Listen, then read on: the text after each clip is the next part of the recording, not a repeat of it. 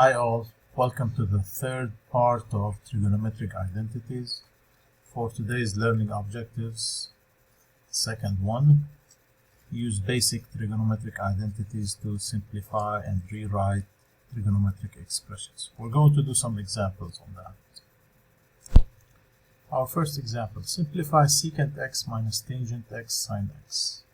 And this type of problems, we try to use, any identity that we may feel, fits this. For example, secant x, we can, let's say this is 1 over cosine x minus tangent x is sine x over cosine x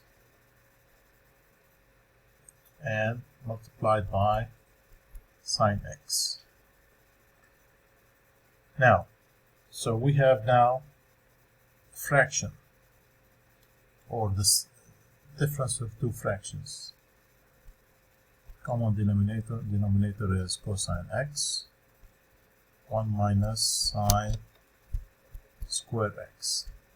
From the Pythagorean identity, sine squared x plus cosine squared x equals 1, which means that 1 minus sine squared x equals cosine squared x. So we can replace this with cosine squared x over cosine x. That will give us cosine x. Remember, in this type of problems, we may use different identities, but they all should give us the same answer. Let's move on to the second example. Alright, simplify minus cosecant pi over 2 minus x minus tangent square x secant x. Now, using the cofunction identity, we can replace this with secant x, right? Minus tangent square x secant x. Let's take minus secant x common, so we're left with 1 plus tangent square x.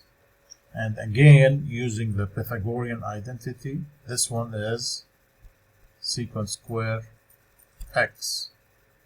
Alright, so minus secant x times secant square x, and that will give us minus secant cube x, and that's it. Alright, take a good look at it before we move on to the next example. Now, again, simplify cosine x over 1 plus sine x plus 1 plus sine x over cosine x. So we're adding two fractions. Let's just, add the fractions. The common denominator will be 1 plus sine x times cosine x. And then cosine x times cosine x is cosine square x plus 1 plus sine x squared. That would give us cosine square x plus 1. So this square plus this times 2. So 2 sine x plus this one square, which is sine square x over 1 plus sine x times cosine x equals. So what we have here is cosine square x plus sine square x plus 1 plus 2 sine x over 1 plus sine x times cosine x. According to the Pythagorean identity, these two equal 1. So we can write 1 plus 2 sine x over 1 plus sine x cosine x. These two, add them, you get 2. Now take 2 as common. 2 times 1 plus sine x over 1 plus sine x times cosine x. These two cancel out. 2 over cosine x. Now 1 over cosine x is secant x. So the final answer would be 2 secant x. Notice how we went from here to here. That's what we call simplify. Let's move on to the next example. Alright, simplify cosecant x over 1 plus secant x plus cosecant x over 1 minus secant x. Let's just add these two fractions. Common denominator would be the multiplication of these two. 1 plus secant x times 1 minus secant x. And then multiply this by this by this. Cosecant x times 1 minus secant x plus cosecant x times 1 plus secant x. Okay, let's just remove the brackets. So it's cosecant x minus cosecant x secant x plus cosecant x plus cosecant x secant x over 1 minus secant squared x, because this is like a plus b times a minus b. This is a difference of two squares, a squared minus b squared. Alright, now this one cancels out with this one, so we're left with 2 cosecant x over 1 minus secant squared. We know that tangent square x plus 1 equals secant square x. Bring the secant here, secant square here, and take the tangent square here. So 1 minus secant square x equals minus tangent square x. So right here we can say, write this as minus tangent square x. Now, last step would be to write minus 2 cosecant x. 1 over tangent square is the same as cotangent square x. So let me just write this here. The answer is minus 2 cosecant x cotangent square x. And that's our final simplified expression.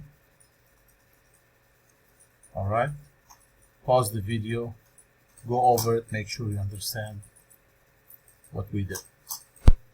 Alright, this is a little bit different. Rewrite as an expression that does not involve a fraction.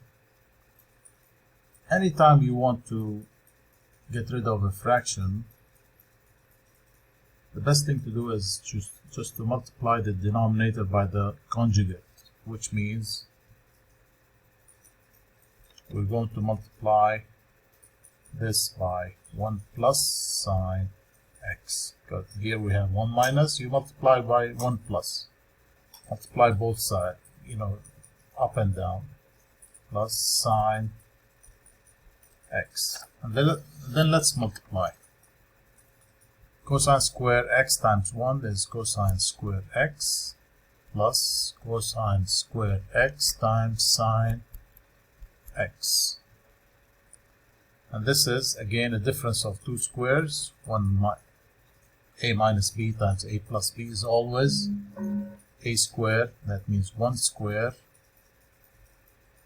minus sine square x. Alright, now 1 minus sine square x is cosine square x. So right here we have cosine squared x plus cosine squared x sine squared x. Divide both sides, both, this and this by the denominator. Cosine square x over cosine square x is 1 plus cosine square x over cosine square x. They cancel out, so we're left with sine square. Sorry, this is supposed to be, this is sine x, not sine square x. Alright, so 1 plus sine x, and this is an expression that does not involve a fraction. Alright, pause the video and make sure you follow what I did. Alright, for our last example, rewrite as an expression that does not involve a fraction. Again, to get rid of the fraction, simplify this, we multiply by the conjugate of the denominator, so secant x plus tangent x, multiply everything by secant x minus tangent x, secant x minus tangent x equals 4 times these two, 4 secant x minus 4 tangent x over secant square x minus tangent square x. Again, this is a plus b times a minus b is difference of two squares.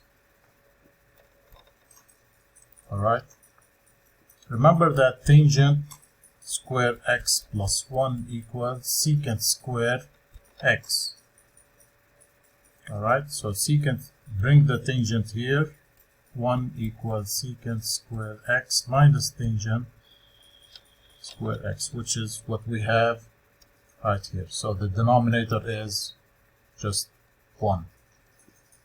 So 4 secant x minus 4 tangent x over 1 equals 4 secant x minus 4 tangent x. And that's it. We got rid of the fraction. Alright? Please pause the video at any time and make sure you know what we did and which identities that we used. Alright? The more you memorize those identities, the easier it is for you to do these kind of problems. Alright, well that's it for today. Stay safe and see you in the next video.